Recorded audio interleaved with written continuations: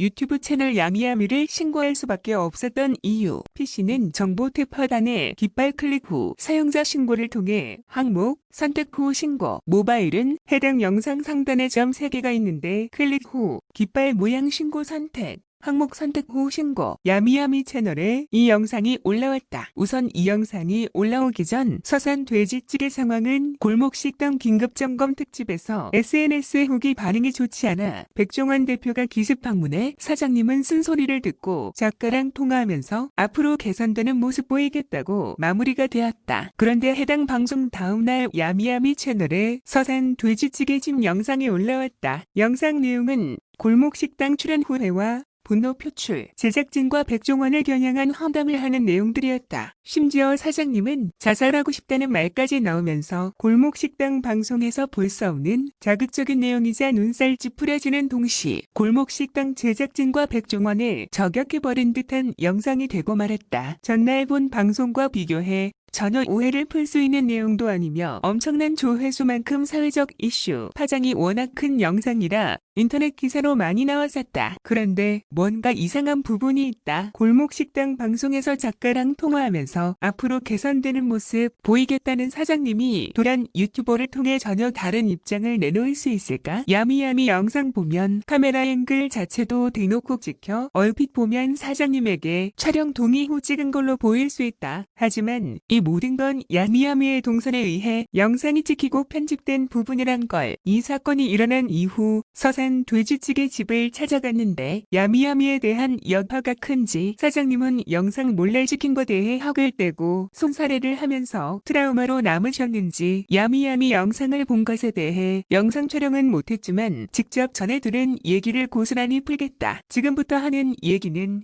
뇌피셜이 전혀 아니며 이 영상을 본 시청자들은 나중에 직접 식당 가서 물어보면 분명 사장님은 야미야미 채널에 대해 불신에 가득 찬 걸 확인할 수 있다. 이 영상은 사장님과 촬영 동의가 전혀 이루어진 영상이 아니며 사장님은 나이가 있다 보니 유튜브, SNS 후기 이런 걸 잘 모른다고 하시면서 야미야미 채널에 대한 영상을 어떻게 알게 되었냐면 같이 일하는 젊은 여직원에 의해 사장님은 이 영상을 보고 굉장히 충격을 받았다고 하셨다. 그리고 여직원을 통해 영상을 내려달라고 요청을 했는데 댓글 삭제당해 더 이상 소통할 수 없었으며 문의하는 과정에서 추가로 알 수 있었던 사실은 이런 자극적인 내용의 영상이 야미야미 말고 한 명 더 있는데 그 유튜버에게는 댓글 남겨 현재는 영상이 내려진 상태고 야미야미 채널은 댓글 삭제당해 더 이상 소통 불가라고 하셨다. 이뿐만이 아니라 야미야미 채널 보면 어느 영상이건 골목식당 사장님에 대한 비판